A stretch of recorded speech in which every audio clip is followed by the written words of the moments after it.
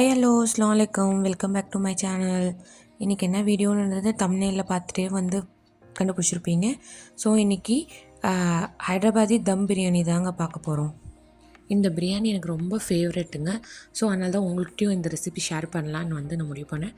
சரி வாங்க வீடியோக்குள்ளே போய் எப்படி பண்ணுறதை நம்ம ஸ்டெப் பை ஸ்டெப்பாக பார்ப்போம்.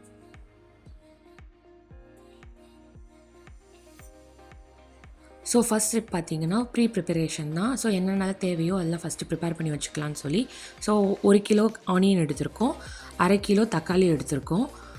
ஏன்னா அந்த கிரேவிக்கு தான் தக்காளி தேவைப்படும். ஸோ 1/2 kg போதும். அடுத்தது புதினா எடுத்திருக்கோம். புதினாக்கு அப்புறம் பார்த்திங்கன்னா கொத்தமல்லி, இஞ்சி பூண்டு பேஸ்ட்டு, அப்புறம் சைடில் என்னென்னலாம் வேணுமோ அது எல்லாமே எடுத்திருக்கோம். ஸோ ஃபஸ்ட்டு ஆனியனை ஃப்ரை பண்ணி எடுத்துப்போம் கோல்டன் ப்ரௌன் கலரில். ஸோ ஆனியன் கொஞ்சம் ஒரு கைப்பிடி அளவு போட்டாச்சு. அது நல்லா கோல்டன் ப்ரௌன் ஆகிற வரைக்கும் ஃப்ரை பண்ணி எடுத்துக்கோங்க. அது முடிச்சதுக்கப்புறம் அப்படியே அதே எண்ணெயில் உருளைக்கிழங்கையும் ஃப்ரை பண்ணி எடுத்துக்கோங்க. So next step chicken gravy செஞ்சுக்கலாம். அதுக்கு 3 kg சிக்கன் எடுத்திருக்கோம். மசாலா என்ன ட்ரை பண்ண போகிறோன்னா இன்றைக்கி பிரியாணி மசாலா தான் போட போகிறோம். தயிர் கூட 1/2 லிட்டர் தயிர் கூட பிரியாணி மசாலா மிக்ஸ் பண்ணி வச்சுருவோம் சைடில். இது மெஹரன் பிராண்ட் சொல்லி பிரியாணி மசாலா. இது போட்டாலே போதுங்க, செம்மையாக இருக்கும் பிரியாணி. ஸோ ஃபஸ்ட் அது செஞ்சு வச்சிடலாம். நம்ம கோல்டன் ப்ரௌனில் ஃப்ரை பண்ணி எடுத்தோம்ல அதே எண்ணெயிலே நம்ம கிரேவியை செஞ்சுக்கலாம். ஸோ எண்ணெய் சூடானதுக்கப்புறம் பட்டை, லவங்கம், ஏலக்காய் போட்டு மிச்சம் இருந்த வெங்காயத்தை போட்டு நல்லா ஃப்ரை பண்ணி எடுத்துக்கோங்க. இது கொஞ்சம் லைட்டாக கோல்டன் ப்ரௌன் ஆகிற வரைக்கும் நல்லாவே ஃப்ரை பண்ணி எடுத்துக்கோங்க. ஆனியன் நல்லாவே ஃப்ரை ஆகிடுச்சு. ஸோ இப்போ ஜிஞ்சர் கார்லிக் பேஸ்ட் ஆட் பண்ணிக்கோங்க. நாங்கள் தனித்தனியாக தான் அரைச்சி போடுவோம், பூண்டையும் ஜிஞ்சரையும். ஸோ இதில் 2 ஸ்பூன், அதில் 2 ஸ்பூன், ஸோ மொத்தமாக 4 ஸ்பூன். ஸோ ரொம்ப அதிகமாக வேண்டாம், ஏன்னா அதிகமாக போட்டிங்கன்னா நல்லா இருக்காது, ஒரு மாதிரி கசப்பு தன்மை வந்துடும்.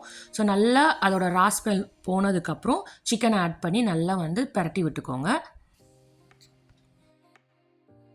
ஸோ அது கூட உப்பு சேர்த்துக்கோங்க. இப்போவே கொஞ்சம் ஃப்ரை நல்லாவே அது குக் ஆக ஆரம்பிச்சிரும்.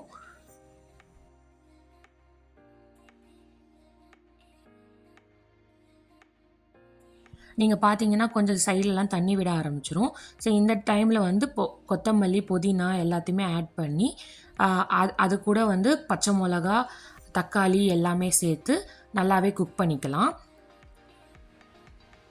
ஸோ இதோட மூடி போட்டு கொஞ்சம் நேரம் குக் பண்ணிக்கலாம். அப்போ தான் தண்ணியெல்லாம் விடும், நல்லா குக் ஆகும் சிக்கனு. ஸோ இங்கே பார்த்தீங்கன்னா நல்லாவே குக் ஆகிடுச்சு, 50% குக் ஆகிடுச்சு. இது கூட இப்போ நம்ம மசாலாஸ்லாம் ஆட் பண்ண ஆரம்பிச்சிடலாம். அந்த மிக்ஸ் பண்ணி வச்சுருந்தோம்ல அந்த மசாலாவை ஆட் பண்ணி அது கூட நம்ம இப்போ என்ன ஆட் பண்ண போகிறோம்னா லைட்டாக ஒரு 2 டேபிள் ஸ்பூன் மிளகாத்தூள் மட்டும் போட போகிறோம். ஏன்னா இது பிராண்டட் மசாலான்றனால அது கூட நம்ம ஸ்பைஸ் கொஞ்சம் காரம் வேணுன்றனால நம்ம மிளகாத்தூள் ஆட் பண்ணிக்கிறோம். நீங்கள் 2 டேபிள் ஸ்பூன் ஆட் பண்ணாவே போதும், அதுவே நமக்கு நல்லா காரம் கொடுக்கும். ஸோ இதை முடிஞ்சதுக்கப்புறம் கொஞ்சம் தண்ணி விட்டு இன்னும் மூடி நல்லா குக் ஆகிற மாதிரி விட்டுருங்க. 15 மினிட்ஸில் கிரேவி ரெடி ஆகிடுச்சு. இப்போ நல்லாவே சூப்பராக எம்மியாக கிரேவி ரெடி ஆகிடுச்சு. நெக்ஸ்ட் ஸ்டெப் என்னன்றதை பார்ப்போம். ஸோ சைடில் அப்படியே ராய்த்தாவும் ரெடி பண்ணிக்கலாம். ராய்த்தானா ஒன்றும் இல்லைங்க, தயிர் பச்சடி தாங்க ராய்த்தான்னு நான் சொல்கிறேன். ஸோ எல்லோரும் ஆஸ் யூஷுவல் ரெடி பண்ணுற மாதிரி தான் நானும் ரெடி பண்ணியிருக்கேன். இல்லை குக்கும்பர் சேர்த்துட்ருக்கேன், வேறு ஒன்றும் டிஃப்ரென்ஸ் இல்லை. எல்லாமே நார்மலாக அதே மாதிரி தான் ராய்த்தா ரெடி பண்ணி அதை ஒரு சைடில் வச்சாச்சுங்க.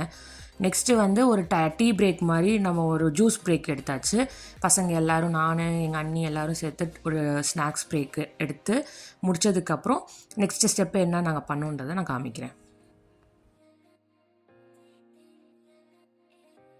இப்போது தேர்ட் ஸ்டெப் என்னென்னு பார்த்தீங்கன்னா ரைஸ் ரெடி பண்ண போகிறோங்க. இப்போ இதுக்கு நாங்கள் 2 கிலோ ரைஸ் எடுத்திருக்கோம், பாஸ்மதி ரைஸ் தான் எடுத்திருக்கோம். இதை நல்லா வாஷ் பண்ணி தண்ணி வடிகட்டி எடுத்துக்கலாம். இதுக்கு நடுவில் எனக்கு இன்னும் கொஞ்சம் பசி எடுத்ததுனால இந்த மிச்சம் இருந்த தயிரில் சர்க்கரை போட்டு சாப்பிட ஆரம்பிச்சிட்டேன். எத்தனை பேருக்கு தயிரில் சர்க்கரை போட்டு சாப்பிட்றது ரொம்ப பிடிக்கும், கமெண்ட் பாக்ஸில் கமெண்ட் பண்ணுங்கள். ஸோ இதை முடிச்சதுக்கப்புறம் அரிசியை நல்லா கழுவி வச்சுட்டு ப்ரிப்பேர் பண்ண ஆரம்பிச்சிடலான்னு சொல்லி பாத்திரத்தை வச்சாச்சு. பாத்திரம் நல்லா கொஞ்சம் சூடாகட்டும்னு சொல்லி வச்சாச்சு. பாத்திரம் சூடானதுக்கப்புறம் எண்ணெய் தேவையான அளவு எண்ணெயை போட்டுட்டு அது கூட நம்ம பட்டை, ஏலக்காய், பிரியாணி இலை, பிரியாணி பூ, அப்புறம் ஜீரகம், மிளகு இதெல்லாம் போட்டு நல்லா ஃப்ரை ஆனதுக்கப்புறம் இது கூட நம்ம ஒரு 2 டேபிள் ஸ்பூன் இஞ்சி பூண்டு விழுது போட்டுக்கலாம். அதே கால்குலேஷன் தான் நம்ம கிரேவிக்கு போட்ட மாதிரி தான். ஆனால் ரொம்ப போட வேண்டாம்.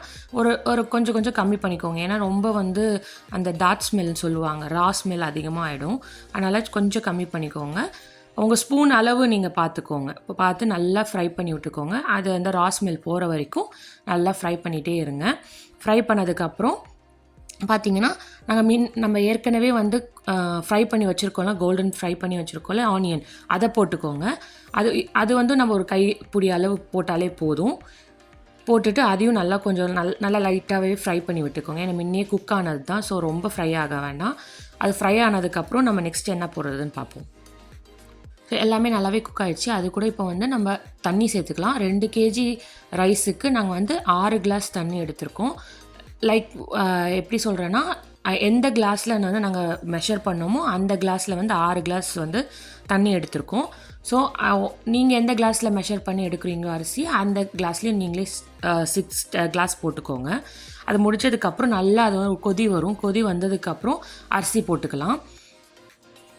இதில் வந்து நமக்கு தேவையான அளவு உப்பு போட்டு நீங்கள் வந்து குக் பண்ணுங்கள். ஸோ இதில் கொஞ்சம் உப்பு தேவை ரொம்ப கஷ்டம் தான். நான் வந்து லாஸ்ட் வரைக்குமே உப்பு டேஸ்ட் பண்ணிக்கிட்டே இருக்கணும். ரொம்ப அதிகமாகவும் ஆகிடக்கூடாது, கம்மியாகவும் இருக்கக்கூடாது. ஸோ இப்போ அரிசி போட்டு நல்லா கொஞ்சம் கிளறி விட்டுட்டு உப்பு டேஸ்ட் பார்த்துட்டு இதை வந்து குக் பண்ணி ஹாஃப் குக் பண்ணி எடுத்துக்கலாம்.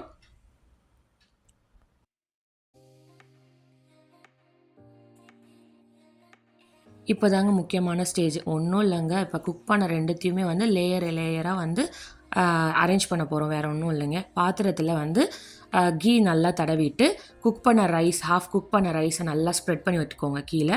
அதுக்கப்புறம் ஃப்ரை பண்ண பொட்டேட்டோ, ஃப்ரை பண்ண ஆனியன் அதையெல்லாம் வந்து ஸ்ப்ரெட் பண்ணி விட்டுக்கோங்க மேலே.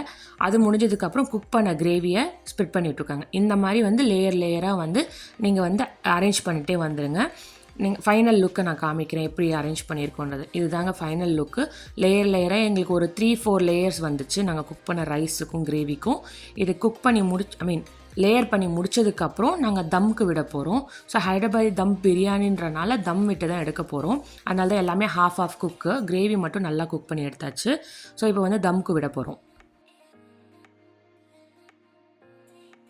ஸோ ஃபைனல் ஸ்டேஜுக்கு வந்தாச்சுங்க. இப்போ வந்து தம்க்கு விட போகிறோம். என்னன்னா வேறு ஒன்றும் இல்லைங்க, உங்கள் வீட்டில் ஏதாவது பழைய பேனோ இல்லை தோசை கல் இருந்துச்சுன்னா அதை வச்சு யூஸ் பண்ணிக்கோங்க. இப்போ நம்ம லேயர் பண்ணோம்ல, அதை எடுத்து அப்படியே வந்து அந்த கல் மேலே வச்சு ஒரு 5 மினிட்ஸ் நல்லா ஃபுல் ஃப்ளேமில் வச்சுட்டு அப்புறம் ஒரு 10 மினிட்ஸ் ஸ்லோ ஃப்ளேமில் வச்சுக்கோங்க. இப்போ லாஸ்ட்டாக குக்காய் வந்தாச்சு. பார்த்தீங்கன்னா செம்ம எம்மியான நம்ம ஹைதராபாதி தம் பிரியாணி ரெடி ஆகிடுச்சுங்க.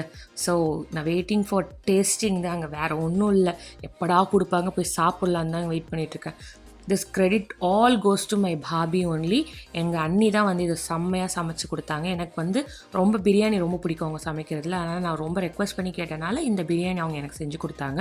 ஸோ எல்லாம் வந்து பேக் பண்ண ஆரம்பிச்சிட்டாங்க எல்லாருக்கும் கொடுக்கறதுக்காக. ஸோ நம்மளுக்கு ஃபஸ்ட்டு தட்டில் போட்டு கொடுமா அப்படின்னு சொல்லி ஃபஸ்ட்டு தட்டில் போட்டு சாப்பிட ஆரம்பிச்சிட்டேன். பார்த்தீங்கன்னா செம்மையான சிக்கன் ஹைதராபாதி தம் பிரியாணி ரெடி.